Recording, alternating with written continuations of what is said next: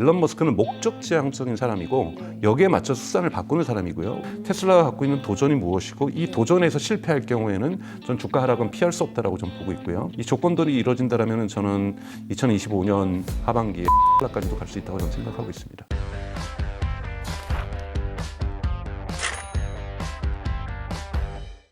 네, 오늘 저희가 다뤄볼 주제는 바로 이 테슬라입니다. 정말 미친 주식, 테슬라 지금이 가장 싼 것일까?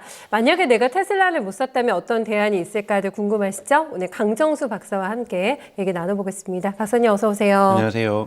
네, 미친 주식이 맞나요? 테슬라? 맞죠. 변동성도 원래 대단히 컸었고 네. 또 이렇게 단숨에 최고가를 경신하고 그리고 또 앞으로 성장의 잠재력을 그럼에도 불구하고 대단히 가지고 있다는 것 자체만으로도 미친 주식이라고 또 한쪽 입장에서 본다면 평가할 수 있을 것 같습니다. 최근에 이렇게 많이 올라가서 당황스럽다, 이렇게 빨리 갈 줄 몰랐는데 하시면서 그냥 넋 놓고 바라보시는 분들이 더 많으실 것 같거든요. 네.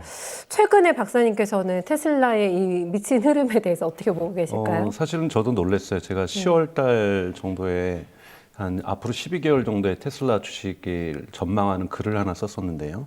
한 앞으로 그러니까 2024년 10월 기준으로 12개월이니까 2025년 12월까지 저는 한 380달러 정도까지 오를 것이다. 이렇게 저는 예측을 했었어요. 근데 그것이 적지 않게 오르는 것이었기 때문에 저는 그렇게 예측을 했었던 거고요. 근데 이 대통령 변수가, 선거 변수가 이렇게까지 클지는 몰랐습니다. 사실은 맞아요. 네. 지금 펀다멘탈의 변화는 딱 하나 있는 거죠. FSD 버전 13이 땡스기빙 미국 휴일 기간에 네. 공개가 됐다라는 것 외에는 사실은 대선 전후로 해서 테슬라의 펀다멘탈은 변화가 없죠. 달라진 게 없는데. 네, 그러니까 기대치를 가지고 성장한 건데 원래 주식은 펀다멘탈과 기대치의 결합이니까요. 그래서 네. 이 기대치가 대단히 상승을 했고 두 번째 이제 상승된 이유를 보자라면은 그 FSD 13이 나왔고 그리고 또 세 번째로 본다라면 기관 투자자의 포모가 발생했다고 저는 보고 있어요. 그러니까 기관 투자자들이 특히 그러니까 이 부정적인 입장을 갖고 있었던 곳에서도 긍정적으로 다 입장을 선회하는 부분이 되면서 기관 투자자들도 대단히 많이 테슬라 주식을 이제 매입해야 된다라는 쪽으로 입장을 선회하게 되면서 개인 투자자뿐만이 아니라 기관 투자자들까지도 포모라는 안 사면 뭔가 불안할 것 같은 이런 기운이 형성되면서 테슬라 주가를 끌어올리고 있다고 보고 있고요. 결국은 이것은 이제 2025년에서 어떤 펀다멘탈에서 이것을 받쳐주는가에 따라서 테슬라 주식의 향방은 결정될 수 있다고 보고 있습니다. 그러니까 FSD 버전이 모멘텀이 추가된 것 말고는 변화된 것은 없는데 이렇게 예상치 못한 범위까지 테슬라가 지금 올라간 거잖아요. 그러면 최고치를 경신할 핵심 요인은 일단은 트럼프 기대치죠. 효과가 맞습니까? 네네. 지금 그럼 그게 다인가요? 네. 가장 중요한 것은 이제 올해 2분기, 그러니까 7월 달에 있었던 2분기 어닝콜에서 일론 머스크가 그런 얘기를 했었죠. 테슬라는 이제 카 컴퍼니, 자동차 컴퍼니에서 AI and Robotics 컴퍼니로 전환한다. 이것을 이제 비전을 발표한 거고요. 네. 이 비전을 실현하기 위한 계획들을 발표하면서 그 중에 하나가 10월 10일 날 열렸던 로봇 행사. 여기서 이제 흔히 말하는 사이버 캡을 공개하고 옵티머스의 진화된 버전들을 공개하고 이런 부분에서 비전들을 밝혀 나가고 있었던 거고 정말 카 컴퍼니에서 AI 로보틱스 컴퍼니로 전환하는 과정들을 밟아가고 있었던 건데요. 트럼프 당선의 효과가 카 컴퍼니 주는 효과보다 AI 로보틱스 컴퍼니에 줄 수 있는 효과가 너무나도 크고 왜냐하면 AI 로보틱스 산업이라는 것은 기본적으로 규제의 틀 속에서 움직일 수밖에 없다 보니 자동차 산업은 현재는 지능 정책에서 움직인다라면 AI 로보틱스 산업은 규제 정책에 의해서 좌우될 수 있고 그 속도가 조절되기 때문에 이 부분에서 많은 부분의 속도가 가속화될 수 있다. 이런 부분들이 테슬라에게 대단히 긍정적인 영향을 미치게 될 수밖에 없었다고 보고 있습니다. 그러면은 그 기관 투자자들의 포모도 역할이 컸다고 말씀해 주셨는데 그 시점이 트럼프 대통령의 당선이 확정되는 그 시점 전후로 해서 기관 투자자들의 포모가 일어나고 있는 건가요? 네, 저만 해도 미국 대통령 선거 이전까지 저는 매달 규칙적으로 테슬라 주식을 사고 있었는데요. 지금 미국 대선 이후 못 사고 있습니다. 그래서 너무나도 폭발적으로 빠른 속도로 하는 순간에 사실은 진짜 여기까지 최고치를 경신하는 수준까지 올라와 버린 거잖아요. 네. 이런 것은 단순하게 어떠한 펀다멘털이 아까 말씀드린 F 버전 13 외에는 FSD 버전 13 외에는 어떤 펀다멘털에서 예를 들면 없는데. 4분기 매출 발표가 있었던 것도 아니고 네. 뭐 이런에도 불구하고 특히 또 여러분 기억하실 거예요. 대선 직전에 10월 10일 날 있었던 위 로봇 행사에 기관 투자자들이 많이 실망하면서 주가가 하락합니다. 뭔가 큰 구체적인 자율주행에 대한 계획들을 발표할 줄 알았는데 테슬라의 전형적인 사실은 문법에 맞는 발표였거든요. 미래의 비전을 얘기하고 테슬라는 그 꿈을 얘기하고 그 꿈을 실현하기 위해서 화성을 가려고 하는 꿈을 실현하기 위해서 스페이스X가 대단히 재활용 가능해야 되는 로켓이 필요했던 것이고 마찬가지로 AI 로보틱스 기업으로 가기 위해서 자율주행과 휴머노이드 로봇들이 규제가 풀려나가면서 언젠가 우리 그릴 수 있는 꿈들, 그래서 주차장이 녹지로 바뀌고 우리 가사노동이 사라지고 이러한 부분들의 꿈과 비전을 그려주면서 이 기관 투자자들은 너무 구체성이 떨어지는 뭔가 꿈 얘기만 한 것 같다. 실망했구나. 펀다멘털하고 정말 아무런 관계가 없다면서 주가가 떨어졌던 걸 여러분들 기억하실 거예요. 이 떨어졌던 상황에서 대선을 맞으면서 진짜로 2025년, 2026년 왜냐하면 여러분 트럼프는 2기 행정부입니다. 중간에 한번 쉬었기 때문에 네. 2기 행정부면은 미국 어떤 대통령 임기 중에서 두 번째 맞은 대통령은 초기 1, 2년 외에 나머지 3, 세 번째 연과 네 번째 해에는 레임덕이 발생할 수밖에 없거든요. 그러면은 모든 승부는 2025년과 2026년에 나야 된다는 거죠. 그러면은 그렇죠. 네. 테슬라가 먼 미래에 무언가를 이루는 것이 아니라 트럼프 2기 행정부의 첫 번째와 두 번째인 2025년과 2026년에 거대한 변화를 일으켜야만 하는 것이 테슬라고 이것을 충분히 이룰 수 있다라고 기관 투자자들도 판단하게 되면서 테슬라에 대한 포모가 형성됐다고 볼 수가 있습니다. 너무 점프업된 질문인데 레임덕 끝나고 머스크가 대통령 할 수도 있잖아요. 그렇지 않습니다. 미국 헌법에는 대통령, 네. 헌법을 뭐 바꾼다면 모르겠지만 미국 태생만이 대통령 후보에 출마할 수가 출마할 있습니다. 수 있구나. 그러니까 이제 네. 뭐 일론 머스크는 이제 사우스 아메리카, 남아프리카 공화국 출신이기 때문에 태생이기 때문에 법적으로는 미국의 헌법이 개정되지 않는 이상, 그리고 그것 때문에 미국의 헌법이 개정될 수는 없고요. 일론 머스크가 대통령 할 수 없고 또 할 필요도 없습니다. 일론 머스크는 지금에 있어서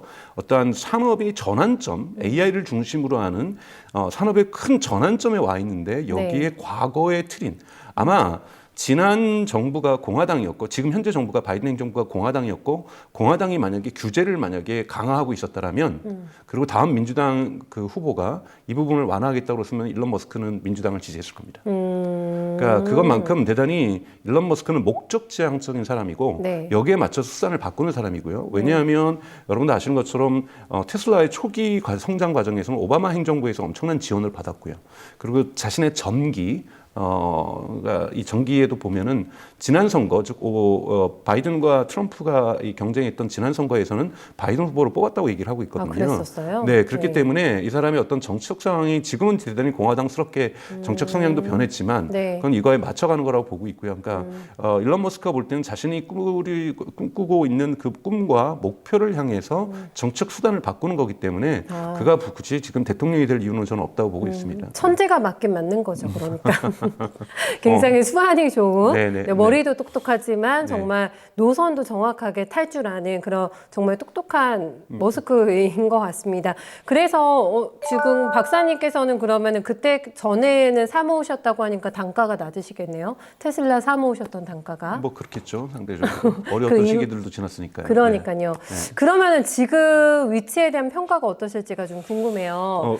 고민을 많이 했죠. 제가 한 달이 뭡니까 거의 2달 가까이 정말 많은 고민들을 하면서 특히 또 환율도 오르고 여기에서 제가 뭐 이렇게 주식 전문가는 아니니까요. 저는 정말 여러분 이거는 여러분들에 대한 주식의 추천이 아니라 그냥 엔터테인먼트로 봐주시면 되는 거고 주식에 대해서 제가 조언하는 것은 전문가적 조언이 아니라는 걸 명확하게 좀 말씀을 드리고 싶습니다. 그래서 제가 여러 가지 고민들 저는 뭐 사실은 뭐 팔란티어에도 투자를 했고 메타에도 투자를 했고 뭐 요즘 로켓 뭐 랩에도 좀 조기에 투자를 했었고 그래서 몇 군데 이렇게 이러한 성장주들에 일찍 찾아서 투자를 했습니다만 저는 가장 저의 포트폴리오에서 많은 부분을 차지하고 있는 것은 절대적으로 테슬라고요.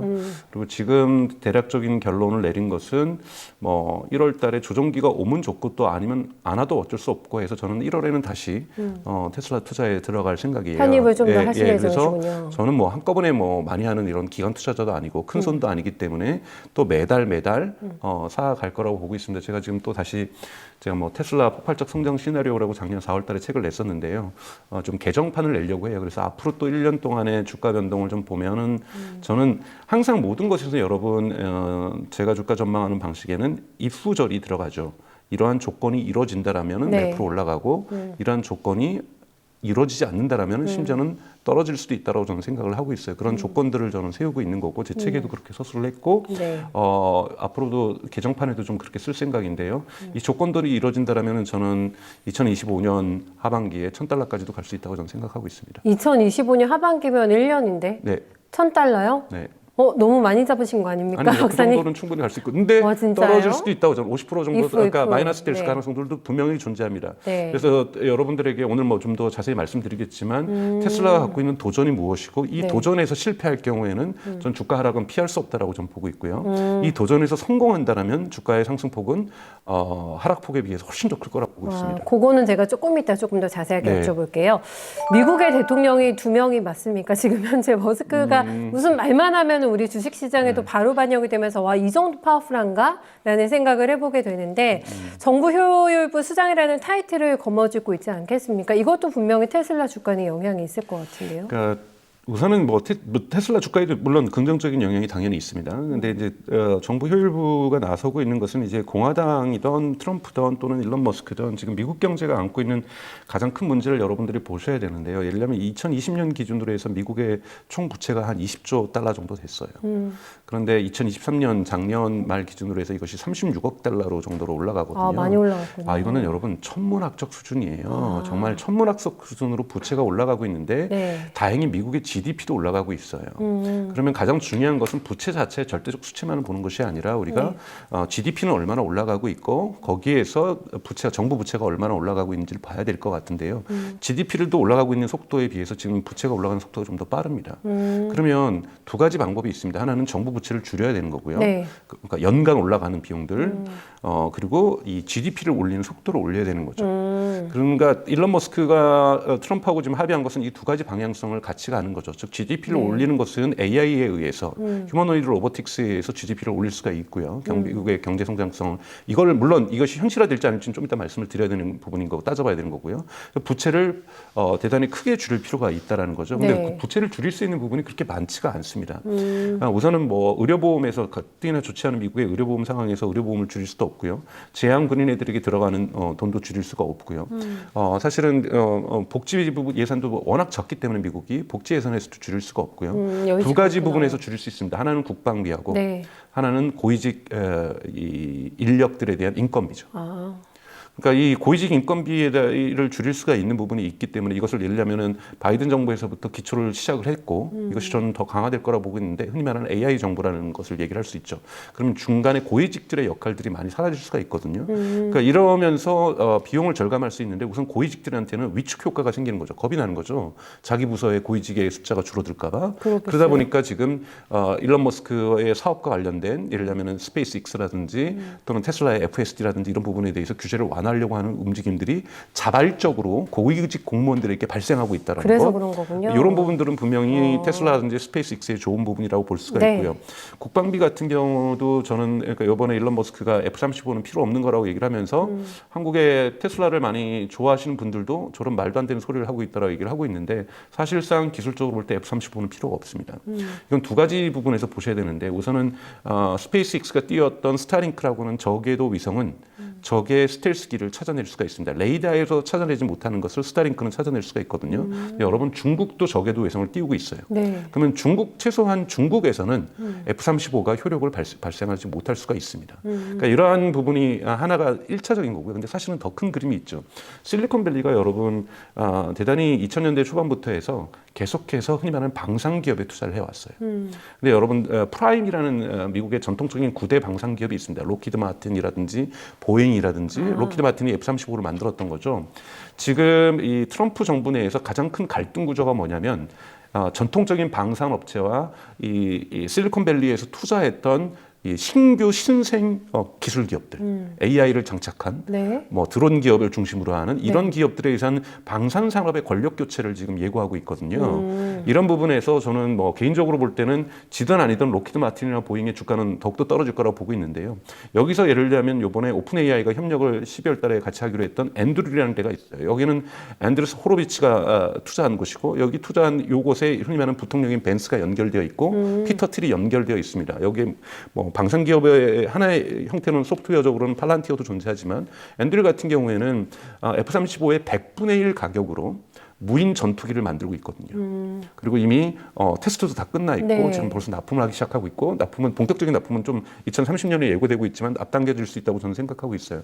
이런 게 같은 경우에는 과거의 드론기 같은 경우에는 두 가지죠. 드론 같은 경우에는 속도 자체가 F-35를 쫓아갈 수 없었는데 요즘 미국에서 지금 앤드릴이 개발하고 있는 이런 드론들은 속도가 마하거든요. 그러니까 전투기로서의 속도를 가질 수 있고 또 하나는 크루즈 미사일과 드론 사이의 경계선도 없어지고 있어요. 그래서 드론처럼 날아가서 크루즈 미사일 역할을 하는데 크루즈 미사일의 50분의 1 정도 가격밖에 되지 않아요. 가격이. 그러다 보니까 더욱더 저렴한 가격으로 이러한 방산 산업을 대체하겠다는 것이 실리콘밸리로 하는 새로운 방산 세력들의 목표거든요. 왜냐하면 이것은 특히 우크라이나하고 러시아 전쟁을 위해서 통해서 완전하게 미국의 전략 변화를 가져오고 있어요. 이미 바이든 행정부에서도 미국의 디펜스 스트라테지, 그러니까 즉 방산 전략, 군사 전략들이 변화하고 있거든요. 뭐냐면 우크라이나 러시아 전쟁처럼 이렇게 장기화될 경우에 네. 흔히 말해서 우리나라식으로 하면 뭐 현무라든지 뭐 천궁이라든지 이런 미사일들 뭐 이러한 뭐 좋은 것을 갖다가 이런 북한하고 갈등이 났는데 다 쐈어요 한번 한 1000발을 갖고 있어 쐈어요. 근데 전쟁이 끝나지 않아요. 다시 1000발 만들려면 2년 걸립니다. 그러니까요. 이러면 전쟁에서 지속하기가 어렵다라는 것이 이번에 미국에서의 판단인 거고 그래서 네. 얼마나 저렴하게 빨리 만들 수 있는 무기 체계를 그것도 강력하게 만들 수 있을 것인가 여기에 대해서 방위 전략들이 고민이 되기 시작하고 있다는 거고 이런 부분에서 대중국가의 어떠한 가상적인 갈등 국면을 했을 때 특히 중국은 AI와 드론이 많이 발전되어 있기 때문에 여기하고 싸우기 위해서는 전통적인 미국의 군사 개념이 아니라 새로운 군사 개념이 나와야 된다는 거고 여기에서 권력 투쟁들이 크게 진행이 될 거고 이것은 산업에서의 큰 재편들을 만들어낼 수 있습니다. 이것이 일론 머스크 같은 경우에 이제 스타링크라는 것과 연관이 되어 있고요. 스페이스X하고 그리고 피터 틸이라든지 이러한 정통적인 흔히 말하는 페이팔 마피아 같은 경우에는 직접적으로 앤드릴을 비롯하여 신흥 군사 업체에다 투자를 많이 하고 있거든요. 또 팔란티어에도 투자를 하고 있고 그래서 이러한 패러다임 전환 이런 부분들이 효율성위원회에서 예고되고 있습니다. 그래서 국방비에서의 결정적인 예산의 절약. 네. 하지만 국방력은 더욱더 강화하는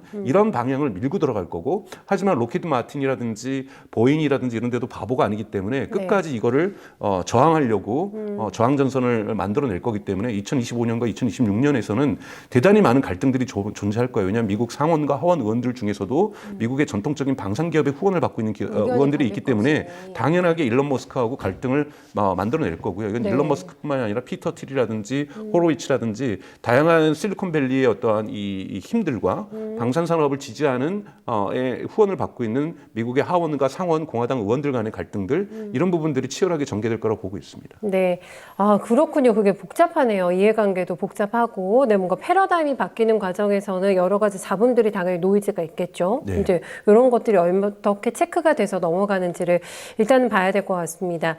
머스크가 할 일이 많은데요. 머리를 많이 써야 될 것 같습니다. 여기에서 얼마 전에 그 머스크 CEO가 나는 IRA 폐지하는 거 좋아, 찬성해 이렇게 얘기를 했단 말이에요. 왜 하는데 그 이유를 들어보니까 그럴 수 있겠다 싶긴 했는데 어떨까요? IRA 법안이 폐지가 된다면 테슬라에는 오히려 득입니까? 아니면은 테슬라도 실이 좀 있을까요? 그러니까 제가 테슬라 주가를 예측함에 있어서 if절에 있어서 IRA가 들어가 있어요. IRA가 물론 일론 머스크가 말하는 말도 맞고 제가 보기 일반론적으로 볼 때는 IRA에서 피해를 테슬라가 10을 받는다라면 GM이나 포드는 100을 받을 거고요. 현대기아차는 한 70을 받을 거고요. 일본 기업들은 한 80을 받을 겁니다. 마이너스 80, 마이너스 70, 마이너스 100. 테슬라는 마이너스 10. 테슬라도 마이너스가 있다라는 부분이에요. 그러니까 그만큼 근데 테슬라의 피해가 적은 이유는 테슬라는 이미 내년에 중저가 차량을 내놓기로 계획이 되어 있고 그리고 계속해서 대당 비용을 35,000달러 수준으로 지금 낮추고 있으면서 생산 비용들을 낮추고 있으면서 수익률들을 전기차에서 벌써 두 자릿수를 가져가고 있잖아요. 흔히 말하는 그로스 마진을. 그런 건데 지금 GM이나 포드 같은 경우에는 적자 속에서 생산을 하고 있죠. 이런 데서는 그러한 보조금이 빠져버리면 엄청난 피해를 받을 수밖에 없는 거고 그러겠어요. 현대기아차도 지금 독립 재무제표를 하지 않고 있어요. 즉 아이오닉이라든지 기아의 EV를 통해서 얼마나큼의 수익을 내고 있는지 손실을 보고 있는지 즉 제네시스 팔아가지고 EV나 아이오닉을 지금 지원해주고 있는 건지 아니면 아이오닉과 EV에서도 순수 순이익이 발생하고 있는지 저는 발생하고 있을 것 같긴 한데요. 이런 거를 독립 재무제표를 안 하다 보니까 현대가 기아차는 지금 확인할 길이 지금 없는 거고요. 오픈이 안 되니. 네, GM하고 포드는 본인들이 스스로 이야기를 하고 있죠. 뭐 만들 때마다 뭐 $10,000, $20,000씩 손해 보고 있다라고 얘기를 하고 있는 거고 지금 이것은 독일 기업들도 마찬가지고 일본 기업들도 상황은 비슷한 상황입니다. 그래서 현재로서는 전기차를 통해서 수익을 얻고 있는 데는 전 세계 4개밖에 되지 않아요. 거기에 테슬라가 들어가는 거고 나머지는 중국 기업들이 지금 차지하고 있는 거죠. 그런 차원에서 이미 가격을 인하할 수 있는 여력을 가지고 있고 또한 가격이 인하되어서 출발되는 새로운 신규 모델이 2025년에 준비되어 있기 때문에 IRA법이 테슬라에게 미치는 손해는 적을 수 있다. 하지만 IRA법의 폐지가 전체 전기차 시장을 냉각시킬 수가 있습니다. 이 냉각시키는 과정 속에서 전체 시장이 축소가 될 수 있는데 여기에서 테슬라가 정말 치고 올라가면서 전체 시장을 이끌어 나갈 수도 있지만 테슬라 전체에도 찬물이 끼얹어질 수 있는 차이가 작아지는 거니까. 이런 부분에서 테슬라에게 손해가 미쳐질 수 있기 때문에 이건 2025년 1분기하고 2분기를 잘 관찰할 필요가 있다고 저는 보고 있습니다. 폐지될 거라고 보세요? 아니면은 이게 쉽게 또 아무래도 트럼프 행정부가 물론 그렇게 얘기를 강하게 하긴 했습니다만은 폐지가 되기는 실제적으로는 좀 힘들 거라고 보세요? 폐지되죠. 폐지되고 지금 폐지됩니까? 트럼프 정부는 벌써 방향이 나왔죠. 그 대신 배터리를 지원해주겠다라는 거잖아요. 원가를 절감시켜주겠다. 즉 소비자들이 그러니까 예를 들면 보조금을 주는 방식은 두 가지 방식이 있습니다. 소비자 가격에 있어서 소비자의 부담을 덜어줘서 소비자가 저렴하게 차를 구매할 수가 있는 거고 또 하나는 생산 가격을 낮춰주는 거예요. 생산 가격을 낮춰주면은 판매 가격을 공급자가 낮출 수가 있는 거죠. 이것이 전통적으로 중국이 썼던 방식이죠. 그래서 중국 같은 경우에는 초기에는 물론 소비자 지원도 있었죠. 그런데 이제 지금 배터리에 대해서는 그래서 한국의 2차 전지도 지금 뭐 기분 좋게 지금 바라보고 있는 상황이 되고 있는 것은 배터리에 대한 지원금을 주겠다라는 거라서 생산 단가를 낮춰주겠다라는 정책은 트럼프 정부가 지금 가지고 있고 오히려 저는 그것이 지금 타당한 전략일 수도 있다고 저는 보고 있어요. 중국의 공세에 맞춰서 글로벌 공세에 맞춰서 생산 가격을 낮춰줌으로써 생산자들이 경쟁력을 갖도록 만들어주는 것 이런 식으로 방향을 전환하고 있기 때문에 이 부분 같은 경우에는 또 테슬라에게 또 이익이 됩니다. 테슬라가 올해 또 12월부터 이제 가동에 들어갔고, 그러니까 시가동에 들어갔고 본격적인 양산이 이제 1월부터인데요. 테슬라는 여러분 미국 텍사스에 리튬 리파이너리 즉 리튬 정제소를 만들었어요. 그래요? 네, 그래서 중국 기업이 거의 사실상 독점하고 있었던 리튬은 우리가 원석을 갖고 와서 원자재를 갖고 와서 그냥 바로 배터리 쓸 수 있는 리튬이 안 됩니다. 리파이너리를 해야 돼요. 전 세계에서 리튬은 곳곳에서 생산이 되고 있어요. 이제 미국도 리튬을 생산할 거고 유럽도 리튬을 생산할 거고 지금은 이제 칠레라든지 이런 데서도 생산하고 있고 호주에서도 생산하고 있고 생산하고 있어요. 근데 전 세계 생산된 리튬의 90%를 중국에서 정제하고 있어요. 마찬가지로 우리가 원유를 지금 뭐 중동이든 뭐 어디서 수입을 해도 정제는 한국에서 이루어지고 있잖아요. 포항이라든지 뭐 이런 광양이라든지 이런 데서 이 정제소가 있는 거죠. 이것처럼 석유도 원유를 가공해서 우리가 쓸 수 있는 것처럼 그래야 우리가 쓸 수 있는 것처럼 리튬도 가공을 해야 됩니다. 그래서 테슬라는 일찍이 지금 리튬 리파이너리 정제소를 만들기 시작했고 그것이 올해 12월에 공사가 끝났어요. 공사가 끝나서 1월부터 들어가게 되는데 이것도 보조금을 받게 됩니다. 그러니까 원자재도 배터리도 받겠다라는 것은 이거는 테슬라에게 또 좋은 소식인 거죠. 그렇게 되면은 이 배터리를 만약에 한국의 2차 전지 업체인 LG 엔솔이라든지 이 삼성 SDI라든지 SK온이라든지 이런 데가 미국에서 공장을 져서 배터리를 만들려면 리튬이 필요하게 되면은 텍사스에 있는 리튬을 갖다 쓸 수밖에 없거든요. 근데 텍사스의 리튬에는 벌써 이미 국가의 보조금이 들어가 있고 이 배터리에도 보조금이 들어가 있게 되는 거죠. 이렇게 되면서 테슬라는 양쪽에서 이득을 얻을 수 있는 이런 방식이기 때문에 대단히 테슬라한테 유리한 방식으로 보조금 정책이 재편된다고 볼 수가 있습니다. 그래서 그렇게 머스크 CEO가 입장을 밝힌 거군요. IRA 관련해서는 아주 명확하게 얘기를 해주셨고, 궁금한 게 그러면은 자율주행 기술이 아니겠습니까? 어느 정도까지나 기술이 발전이 된 것인가, 거의 완성 단계에 왔다고 봐도 되는 건가요? 자율주행은?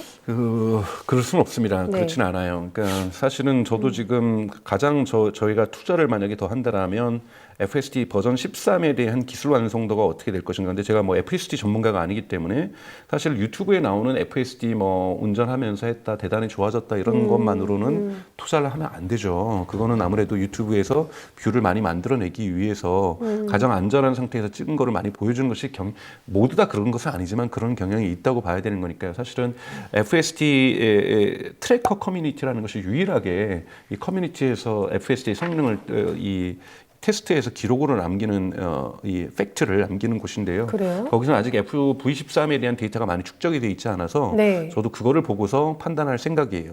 그것을 판단해서 준다라면 물론 지금 전문가들 일부에서는 FSD 11에서 12에 올라간 것보다 12에서 13 갔던 것이 점법이 더욱더 크다. 이렇게 얘기를 하고 있어요. 그래서 이런 부분에서 FS13이 대단히 근접해 있다라고는 얘기할 수 있지만 정말로 이것이 근접했는지는 조금 더 이러한 데이터가 누적돼야 된다고 보고 있는 거고 저는 그래서 FSD 트래커 커뮤니티라고 여러분 구글에서 검색해 보시면 다 들어가실 수 있어요. 여기서 데이터를 보시면서 판단하는 것이 중요하고 근데 보죠. 여기서 우리가 이제 자율주행 기술과 관련돼서 지금 현재는 웨이모가 지금 가장 앞서가 있고요. 중국 기업들도 하웨이라든지 바이두라든지가 대단히 앞서가 있습니다. 근데 보통 자율주행과 같은 데는 이런 원칙이 있어요. 90대 10이라는 원칙이 있습니다.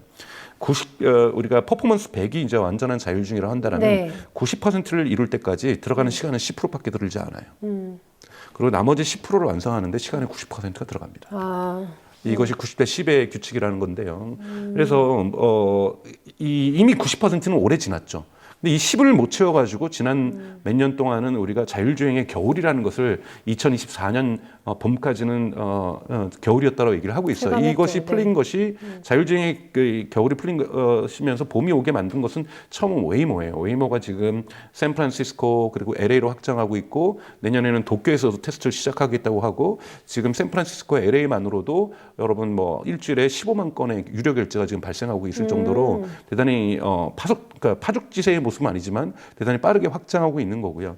테슬라의 F13 같은 경우에는 저는 이것이 로보택시 수준까지는 가지는 않았다라고 보고 있어요. 이번에 흔히 말해서 주차 대 주차, 즉 주차했던 상태에서 출발해서 목적지 주차까지만 해주는 이런 완전한 완결성은 지금 갖추고 있지만 아직 제가 데이터를 보니까 아직 뭐 앰뷸런스가 출연했을 때, 그러니까 이랬을 때 이 인간이 핸들을 잡아야만 하는 이런 상황도 아직까지는 F13에 좀 있고요. 해결이 안 됐군요. 그래서 해결이 안 되는 부분들이 좀 있어요. 예를 들자면 비보호 좌회전은 거의 완벽하게 마스터하고 있고 유턴이라든지 뭐 이런 부분들에서는 큰 문제 없이 이런 엣지 케이스들을 엣지 케이스라고 하거든요. 즉 인간이 개입할 수밖에 없는 특수한 상황. 예를 들면 원웨이 일방 통행으로 들어가는데 공사 중이에요. 그러면은 후진해서 나와야 되는데 이런 부분들을 해결해 내야 되거든요. 이런 부분들을 웨이모 같은 경우는 원격 조정으로 해결을 합니다. 근데 원격 조정으로 할 때는 규모의 경제가 나오지가 않거든요. 일부 택시 산업을 할 때는 도시에서 할 때는 괜찮지만 테슬라 700만 대의 차량에 모두 다 FSD를 한다면 거기다 원격 조정자를